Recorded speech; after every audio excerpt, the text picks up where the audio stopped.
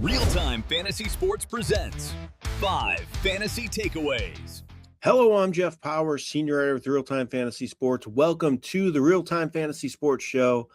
On today's show, I'm going to give you 5 of my fantasy takeaways from Week 16 of the fantasy football season. This was likely the semifinal week for you in all of your fantasy leagues.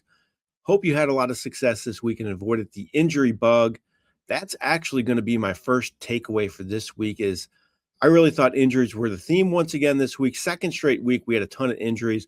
I'm going to go through them real quick for you if you're not aware, because it's kind of crazy. Lamar Jackson, he had a back injury. He left the game early. Josh Allen, he was banged up. He did return, but he had a terrible game.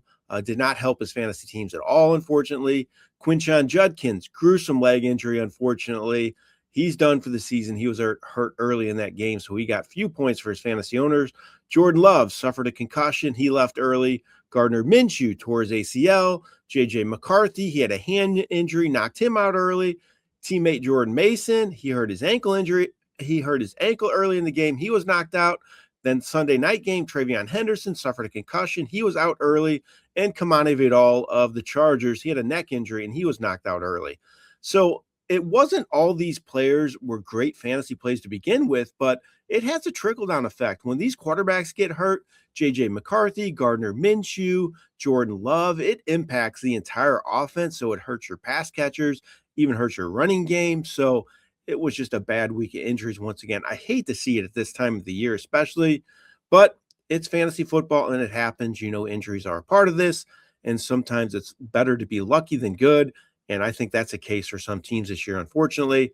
And hopefully you're one of the fortunate teams that has been able to stay healthy and advance in your fantasy playoffs. But I definitely thought injuries were a big theme of this week from a fantasy perspective.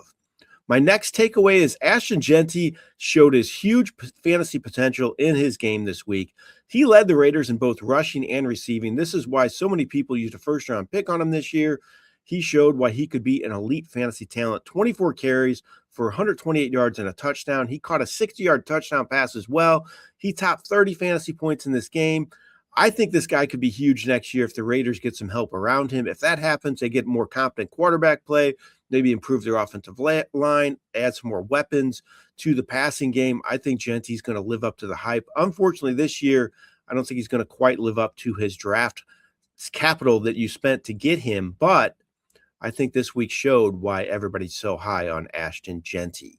My next takeaway for this week is Trevor Lawrence, in my opinion, took a huge step forward as an elite fantasy quarterback. 4-touchdown game on the road against the Broncos, scored 33.95 fantasy points. He has 21-plus fantasy points, 5 straight games. I think the lights finally come on for him. Liam Cohen has been absolutely fantastic for him as his head coach. He has some great weapons to work with around him. Jacoby Myers has been a great addition for him. And remember, Travis Hunter's been out most of the year with an injury. So Trevor Lawrence, the lights come on. I don't think it's a fluke. I think he's going to keep the success going forward. And I think he's going to be elite fantasy quarterback for years to come in this offense. My next fantasy takeaway for week 16 is Kenneth Gainwell. He's the real deal, and he should really be started in all fantasy formats right now. The numbers don't lie. He has been off the charts lately. 16-plus fantasy points, 3 straight games, and 5 of 6. So that's great consistency. He had 9 carries for 50 yards in this game this past week, 5 catches for 78 yards, and a touchdown as well. He's getting tons of work in the passing game. He's producing great numbers. Aaron Rodgers seems to have a great rapport with him as well. So Kenneth Gainwell, he could end up being a league winner for fantasy teams because you're likely using him as a flex play on your fantasy team. And if that's the case, you're getting some huge numbers from your flex option. My last takeaway for this week is it's tough to trust the waiver wire pickups this late in the season. I think we proved that this week with Audric Estime and Michael Carter. They were huge pickups for this week. Audric Estime, he didn't end up leading the carries for the Saints. It was Taysom Hill. Yes, Taysom Hill led the team in rush attempts. So Estime did not do much with his chances. Michael Carter, he was another really popular pickup. He actually didn't play that bad, but he didn't catch a pass. He scored just 6.5 fantasy points. So I think it showed once again, you're kind of playing with fire late in the season with some of these waiver wire pickups. You don't know what you're going to get. And if you're using them in your fantasy playoffs, it can be a scary proposition. And I think this week definitely showed that. All right, those are 5 of my favorite fantasy takeaways for week 16 of the fantasy football season. I hope you won all your games and you're advancing, easier for me to say, advancing to the ship, and you get a chance to win your fantasy championship this year. This has been Jeff Paur for Real Time Fantasy Sports.